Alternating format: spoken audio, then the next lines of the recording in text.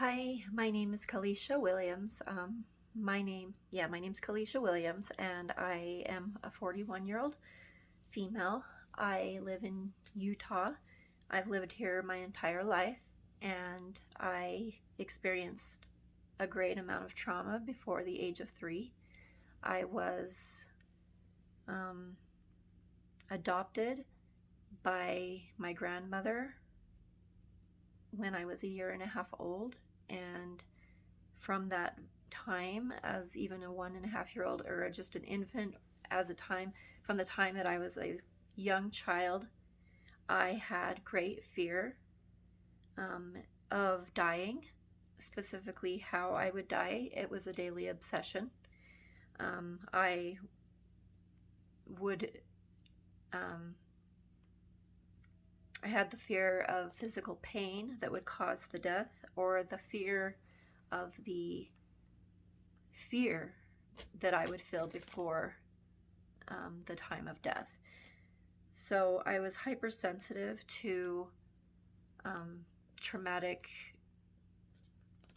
events such as emergencies, sirens, TV shows about emergencies such as Rescue 911 was on at the time, Unsolved Mysteries, any sounds of sirens, television dramas that were maybe like a soap opera. For example, in Days of Our Lives, I remember seeing a scene of a woman being pushed down the stairs by her husband, and that just seeing that just seeing the opening music to the Days of Our Lives, or the opening soundtrack to the Days of Our Lives, would freak me out, and I would run.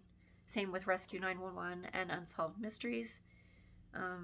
Having these fears of how I was going to die, or the physical pain that I would experience, or the fear that I would experience at the time of death, caused me to have a lot of suicidal ideation and some OCD. I felt like if I could control the way that I died, then I could control the fear that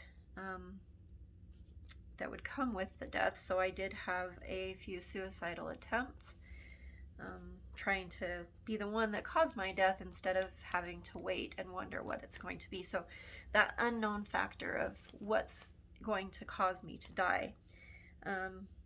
As a child, because I had these fears, my grandmother who adopted me, we slept in a family bed for so long, because just knowing that my grandmother was right next to me brought me that peace that I was safe. I do remember being afraid of everything from being electrocuted by lightning, being kidnapped, murdered, a fire, an earthquake, a falling off of a high ride at the amusement park, just everything. So I was diagnosed with generalized anxiety disorder. I remember in 12th grade, when I was in high school, the Columbine shootings happened, and I remember having nightmares after that, for years after that time, that I was at school and couldn't find a place to hide from the shooters. And I remember mapping out in my mind every night, where will I hide? I remember the hallways at the library. What if I was in the library? Where would I hide? And these nightmares were very vivid and haunted me for years. Then I became a teacher after graduating from college with my bachelor's of fine arts in elementary education.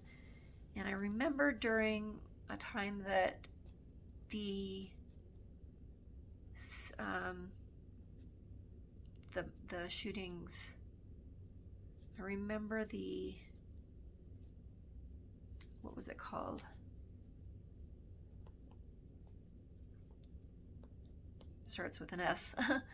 The shootings at an elementary school. that I was afraid as a teacher myself, whether I could be brave enough to protect the students that were under my care in my class when we would do the drills for a school or an active shooter in the school. It started to make me feel like I may not be brave enough to stand in front of a bullet for my students. And eventually, I don't know if that's the complete reason, but like all these fears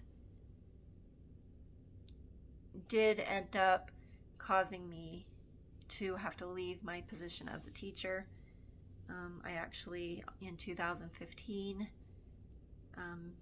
did attempt to take my own life, almost knowing it was almost in that same aspect that if I could control the way that I died, I wouldn't be afraid.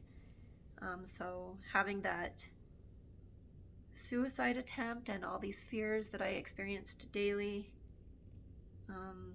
caused me to lose my job as a teacher, and I was put on long-term disability. Now I am on Social Security disability and have been that way since 2015. I have had small jobs between, because I can't have a full-time job with income that would take me off of that disability, so I have smaller jobs. I do find myself being in a position, I find myself being good at that job. It is our other teaching positions, but I end up having imposter syndrome or experiences of fear that I'm not prepared for the day, that people are going to find out that I'm not meant to be there or something, and then I end up leaving the position. So imposter syndrome becomes great, and I end up, right now I'm teaching, or I decided to take a job now that is not full-time teaching because it's too great of a fear for me. So I'm actually doing a job that I'm just washing tables at an elementary school part-time for some extra income, but I still get to work with the students and I still get to build connections with the students, but I don't have to worry about feeling like an imposter, or feeling like I'm unprepared, or feeling like I have that much responsibility to fail at after a period of time in the classroom. I find that I'm able to build connections with students and people because of the things that I have felt and experienced in fear and the trauma that I've gone through, and makes me a different type of teacher. I try to bring a lot of laughter into the room. I try to put students at ease, try to build connections with them so that they will talk to me if they are in need. I tend to look out for those who seem to be afraid, and will do anything I can to help foster and bring them comfort at times when they're in need.